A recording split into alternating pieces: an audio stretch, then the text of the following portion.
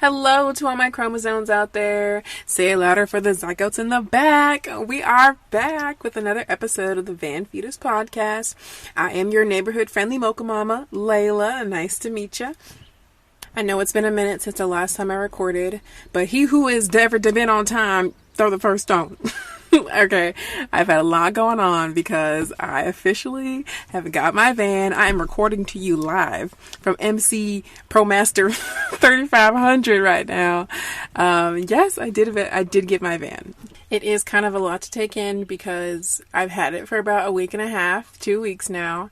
And it's a lot to go from living in four walls your whole life into now I live on wheels and my backyard changes every day and I have to worry about water and gas and girl, let me tell you. Alright, so we're gonna get this episode started. But first, I want to give a shout out to my fears.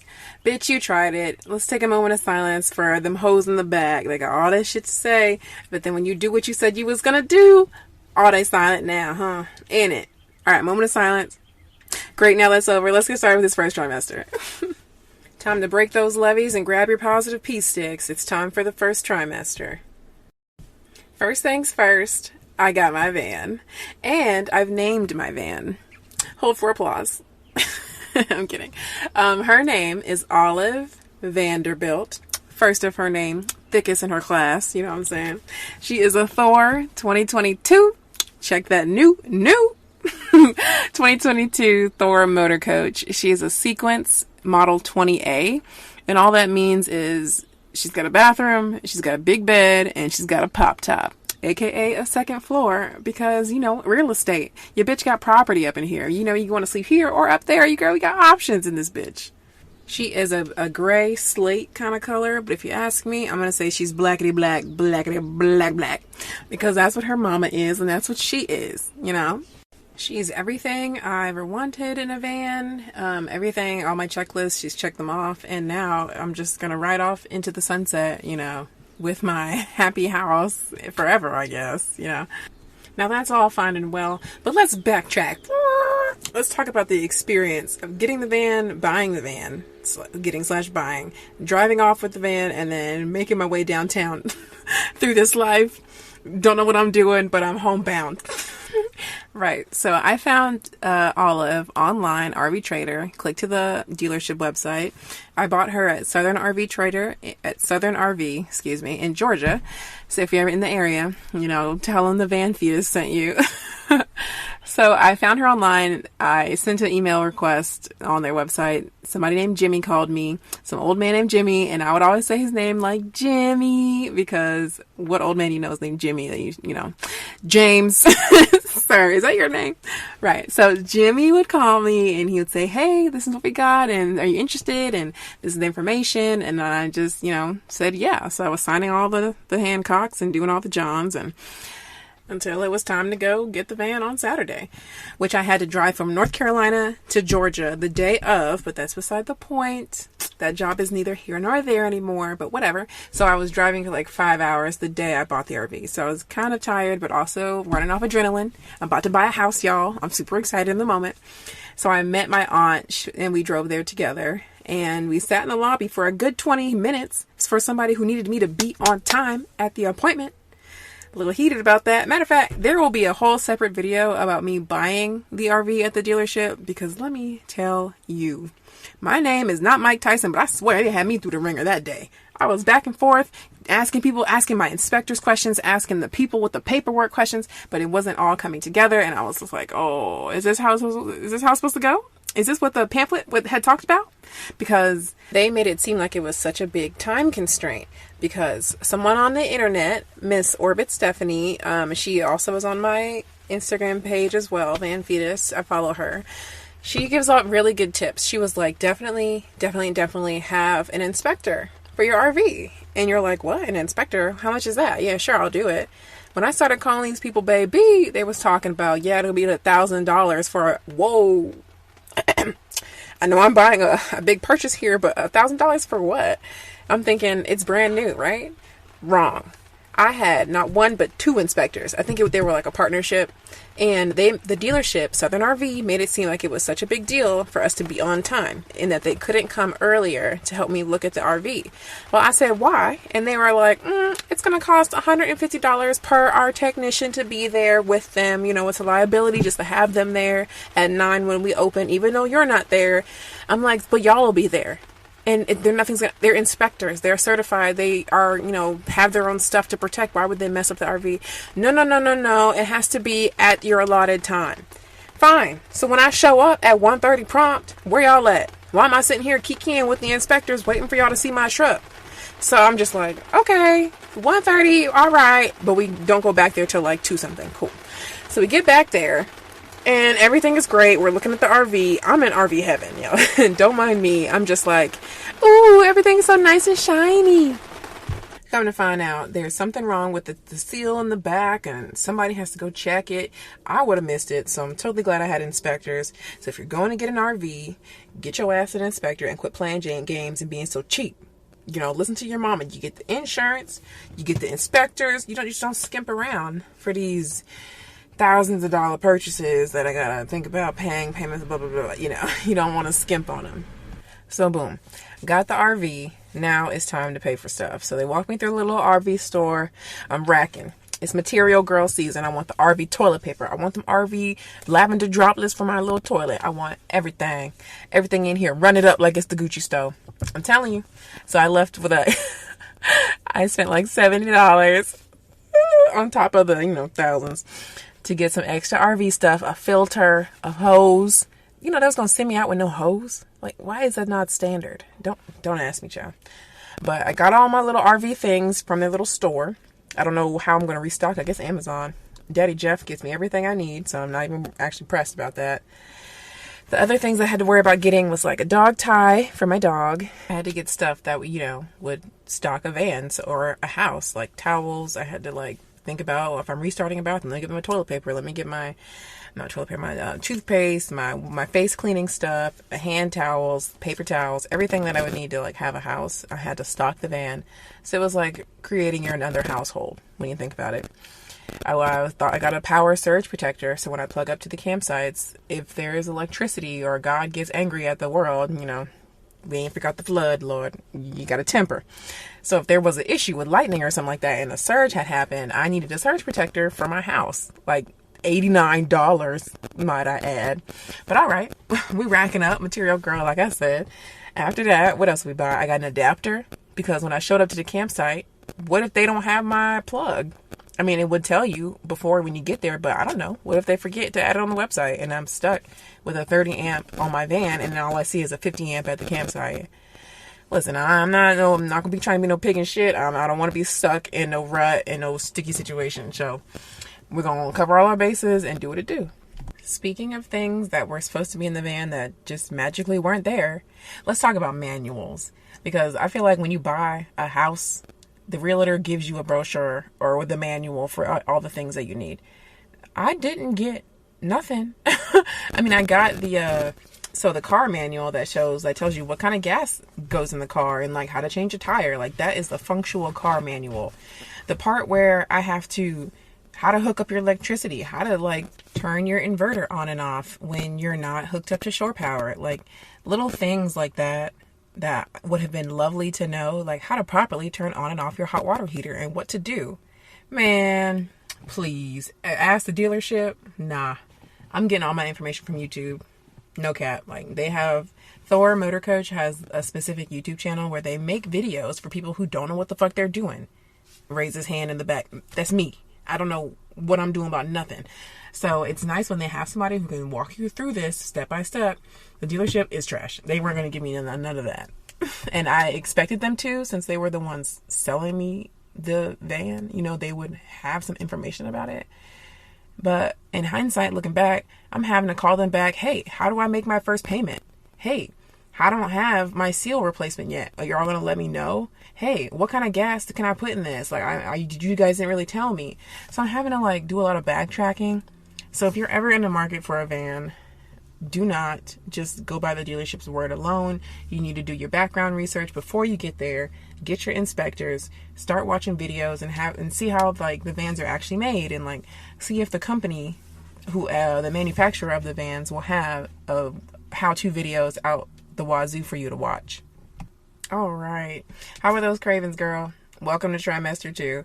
This week, I'm craving anything cold because it is so hot. I'm talking devil's taint on a Wednesday afternoon, 80 degrees hot. Like, it's just hot. So, I have been wanting anything cold, cereal, yogurt, cold cuts, just anything I can just snack on that will just bring the little temperature a few notches back down. So with that being said, the temperature is really dictating how much I can be a hookup hoe versus how much I can just be a boondock Betty and be out here in the streets getting all them, photography moments that makes your jaw drop to the floor if you're nasty.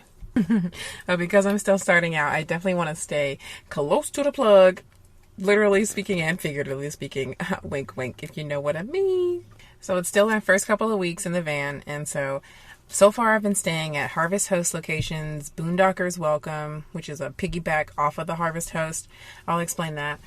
I've been staying at Thousand Trails campsites, friends and family's driveways, and I've hung out at a Walmart parking lot so far. I did sleep overnight at a Crackle Barrel, which was the safest parking lot that I have seen so far. Planet Fitness was going to be an option, but apparently Planet Fitness is lit. Like, people don't know how to go home. They don't know how to go to sleep. Apparently, I went to one, and Lord knows, it was out in Sanford, North Carolina. I went to the Planet Fitness there, and you would think I was in the middle of Atlanta. People was riding it on their fofos, bumping on 808s at 10 o'clock at night. I was like, y'all didn't come here to work out. Y'all biceps look hella swole as it is.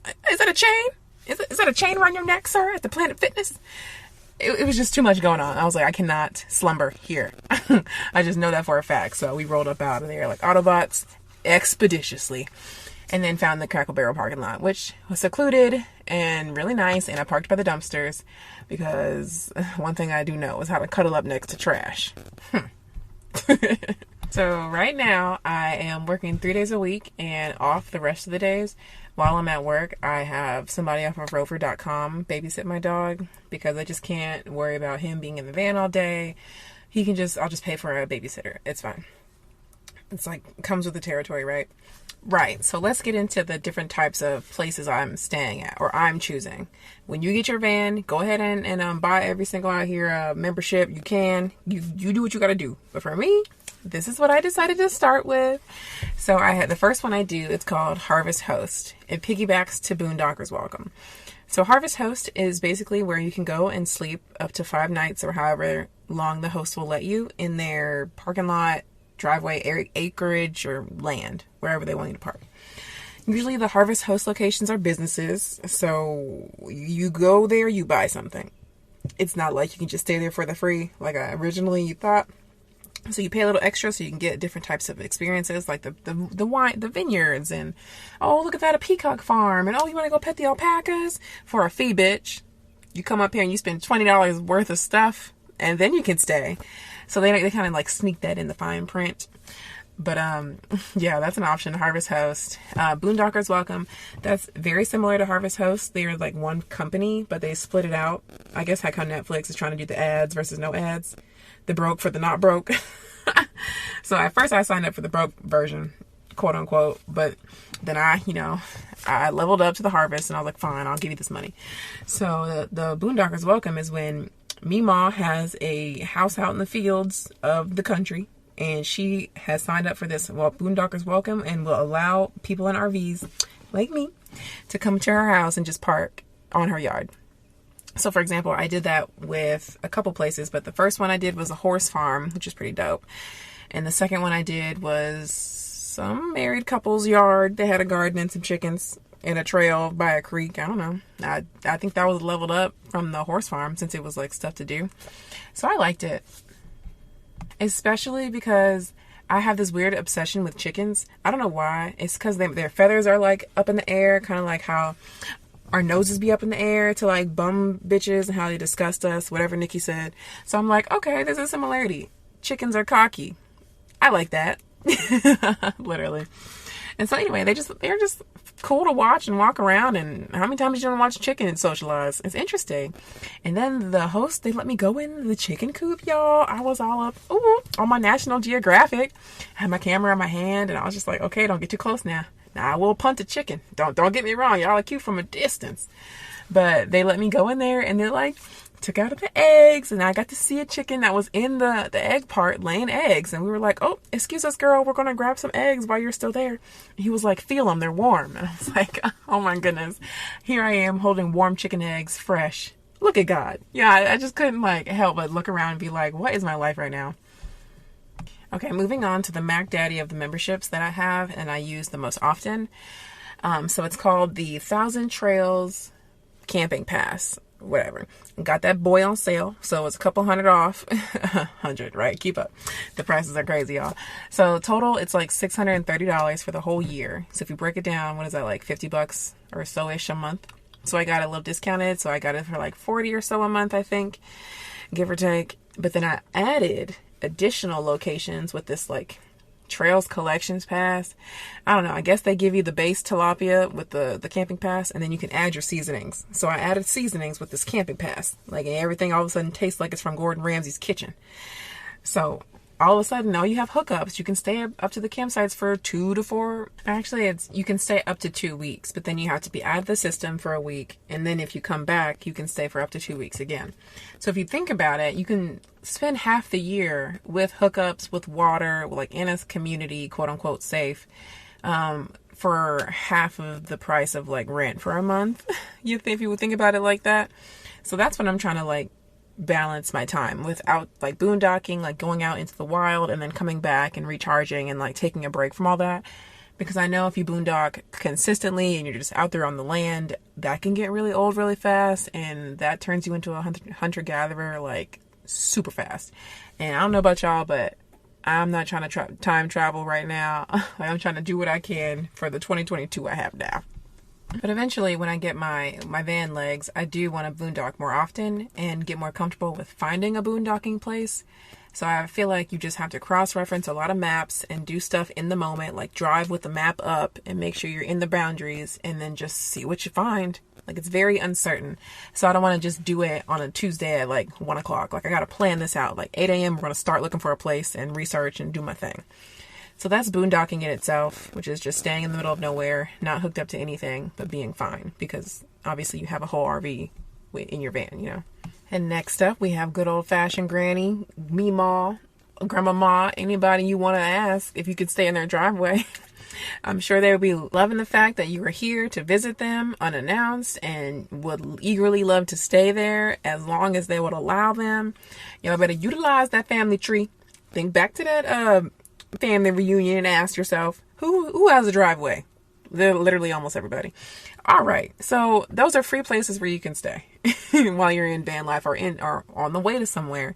You're like, oh, I don't want to do a 16-hour drive. Let me break it up. I'll drive 8 hours to my cousin's house, sleep there overnight, hang out, catch up, whatever, and then continue on the next day on your journey. And you have a whole safe place to stay that's not a parking lot. And also, you can use their bathrooms and their showers for the free. Okay, now I want to talk about driving, which when I drove that thing off the lot, there was no instruction. There was no, here, let me show you how we do it, and then you do it. There was no see one, do one, teach one. No. They said, here are the keys. All right, bye. They barely even looked at my Corolla. I could have rolled up in a Honda Civic, and they would have been like, sure, we'll take it for the same rate. Sure. I have no idea. Like, okay, so I'm in this Ford or Dodge ProMaster Amazon delivery truck realness I've never driven before, but all right, let's go to CVS.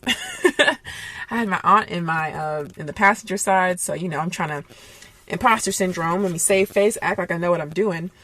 Back in the day, I used to drive a lot of rental cars for my job I had on the weekends, and so I'm familiar with driving new vehicles. You got to take your time, adjust your mirrors, like scoot the seat up, all that new stuff like you're driving a rental. Okay, so I was doing that. Dodge vans, I don't know if y'all have a Dodge or what, a Caravan, a Durango, anything Dodge. Personally, I feel like their brakes are slow.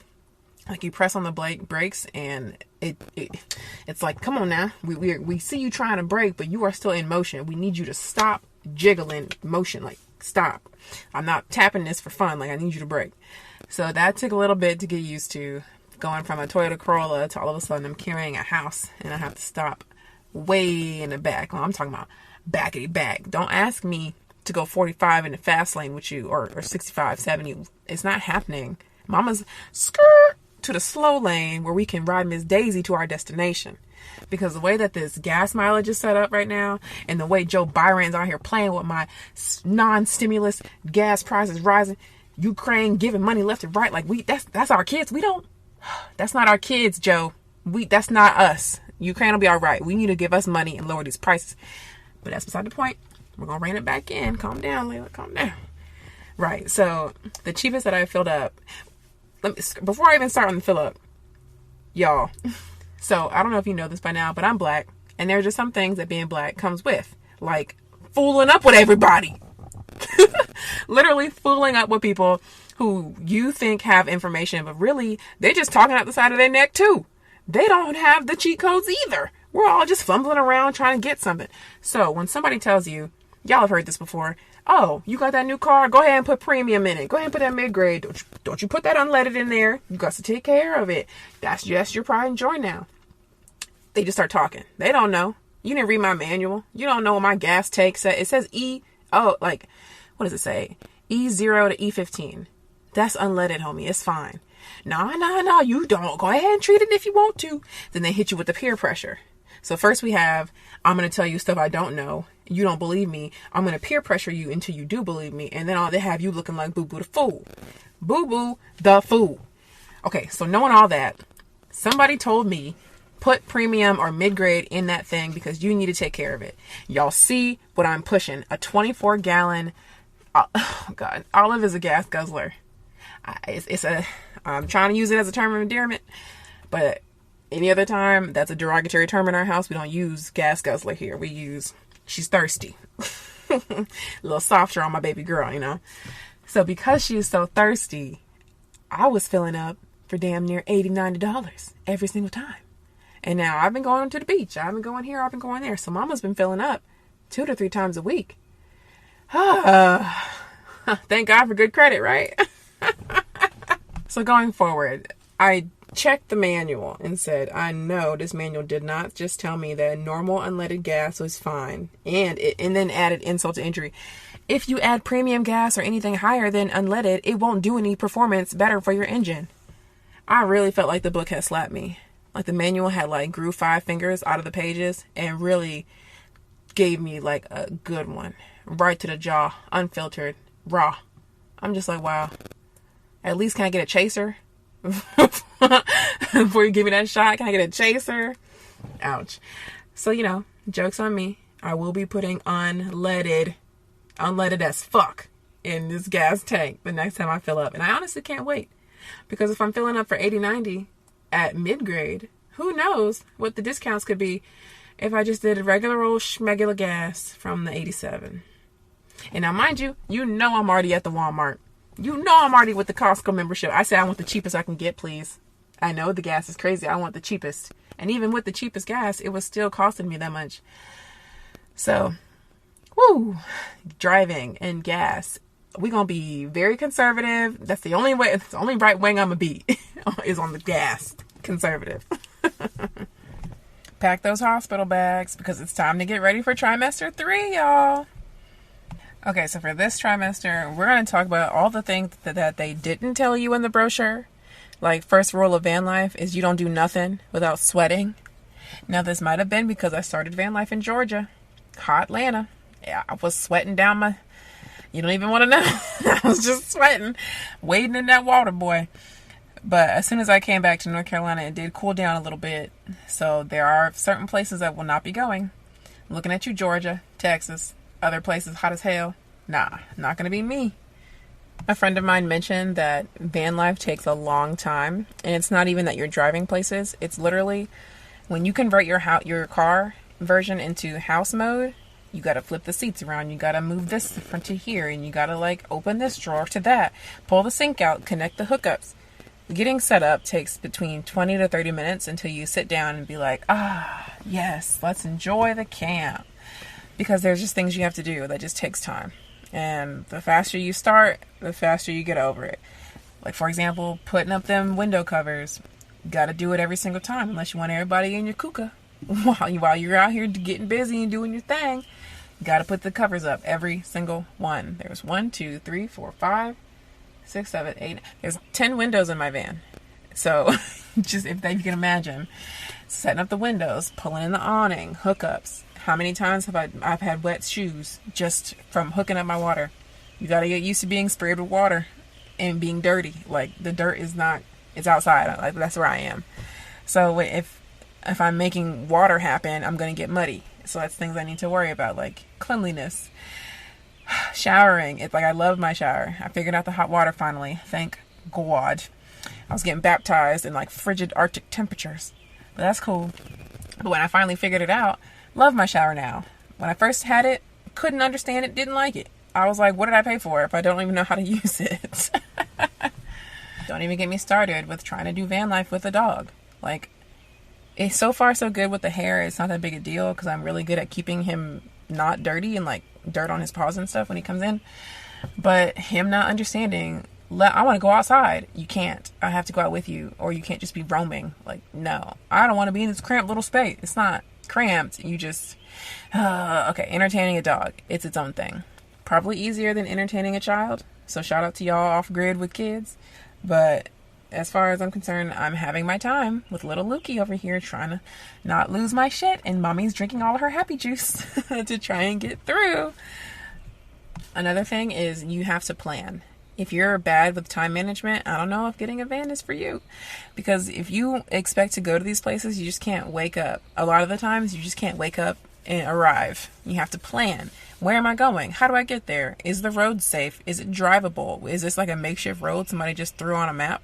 Like, you have to research and cross-reference. It's just so much. And that's if you're just boondocking. Like, say I want to go to a Harvest Host. Just because you want to go doesn't mean they're going to accept you. So you have to request them, and they have to give you permission to come. Who knows when these people are checking their emails? Who knows how quick you'll get a response? It could be within the next minute. Boom. Oh, great. I can stay there. Great. Or 2 days from now, they'll be like, oh, that you still want to come? What? So you really just can't just wake up and assume everything's going to be kosher. You have to really make an effort and plan for it. Another thing they didn't tell you in the brochure was to get to your location where you're going to be before dark. I'm not good. I'm not a Ninja Turtle. I don't like to do things at night. I like to be in the daytime where it's safe and I can see. Mess around, I'll be outside and a cougar comes and gets me. Or something like that. But it's also very unsettling. If you've never been to your campsite before, you have to hook up your electricity, hook up your water. I mean, you could wait to do that in the morning, but like, you won't have it. And you'll be like, damn, I wish I had electricity. So you have to hook all that stuff up at night. The very first electrical box I opened at a campsite had a wasp's nest in it. When I tell you, I slammed that thing so fast, you thought I would have saw Lucifer's face? No. Not in the South. No, my good Lord, Sunday, I will not. So you just have to be mindful. Like, if that was nighttime and I had opened that up, I probably would have got stung the fuck up. And I would have been irate. My first campsite, and I'm bit by wasps and running for my life. Screaming like a mad woman in the middle of the night at that. So getting places before dark is so important, and I highly recommend it, especially for females. I mean, do you boo if you brave, you got it. But I'm pussy as fuck, so I want to do stuff in the daytime. DJ Khaled voice, another one. You need to baby proof your van. I'm thicker than a Snickers, so I don't know, some of y'all rails, my queens who are rail size, fun size, it's beautiful, but I hit all these nooks and crannies and counters and seats, and everything is hitting my hips. Boom, boom. Then I start to ricochet, y'all, from one end to the other end, from one side to the left side, and it's just a lot of shaking, a lot of things moving up in here. So I cut my arms on a lot of this brand new wood, brand new plastic, because it's fresh off the assembly line. I have gotten so many bruises, so many scrapes and cuts, and I've actually had to go to the baby section. Never thought I had to do that, because this uterus is closed for business. I definitely didn't know I had to baby proof my van. I'm over here adding the rubber strips to things. I'm having to secure my drawers so they don't fly open when I'm driving. Why don't y'all tell me about the drawers flying open? I mean, I get close them, but these magnets ain't worth a damn. They don't close for nothing. Dang, so I have to baby-proof the drawers. I have to baby-proof all these sharp edges that aren't even like corners. They just are sharp. And this wood is not broken in yet. I want to get a sander and just take it over all the edges one time. So all this, my pretty soft melanin skin getting scraped up. You didn't think about that being an issue, but it is. And lastly, if you don't add padding to your bed, you must be under the age of 14 and sleeping like a baby. Because that bed, I mean, it was cool for what it was. It's a little thick. It's a little bit. It's like 5 inches is what they give you off of that RV mattress. And my mattress is like a convertible one. So you can have 2 twin beds, and there's a sliding part underneath one of them where if you slide it over, and then you can put another mattress that they give you on top. So it becomes one big bed instead of 2 little beds. So naturally, I keep the big bed in motion at all times. I'm not breaking it up into couches. It's just me and the dog, like, for what? So I have a big bed. But I only love it after I added about 5 to 6 more inches of fluff, of stuff and fluff to the mattress. I went to Walmart day of and got like a 3-inch foam pad. I already had a mattress topper and a 1-inch foam pad to add. So I'm like, we just going to have to add a bunch of stuff because I'm geriatric at this point. Like, the 28 is the new 58. I don't know what's going on with the world, but I feel very elderly, like even now. So I need all the things for my back. I need all the pillows with the memory foam, with the foam fitting to your neck. I want all of it. I'm running up a check in Bath & Beyond, and you can't stop me. You can't stop me. Everything off Amazon for like, ooh, massaging, or you want that oil? Give it to me right now. I want it. I'm sure there's more things I can think of, but that's all I had for right now. But if y'all can think of anything, or if I think of something, I'll definitely add it to the next 3rd trimester so y'all know what to look out for. Congratulations! It's here. Is it a boy? Is it a girl? Nah, it's another completed podcast from the VanFetus. Now that we had a successful delivery, let's wrap it up, Daddy. Okay, what are some things we're going to look forward to? Next time I have another podcast out, hopefully I would have mastered dispersed camping or boondocking at some place, so I can just say I've gotten that under my belt. I definitely want to get a hotspot. So I have Wi-Fi on the top of my van, and it's already connected, and it's already like hooked up to its thing. But it's like you pay as you go. And I don't know if I need to connect it to my Verizon plan, or if I should get a Verizon hotspot, or if I should get a T-Mobile hotspot to add to my Verizon so I can have double the trouble. I'm sure. I don't know what to do for it. So I'm going to be thinking about what to do with that next time. If anyone has any information on how to amplify your signal in cheaper, better ways than using a $35 a month gig plan, then holla at your girl. But until then, thank you for listening to another episode of the VanFetus podcast. Please come back and listen to another episode whenever that is. I'm not going to make no promises. You be on time, throw the first stone.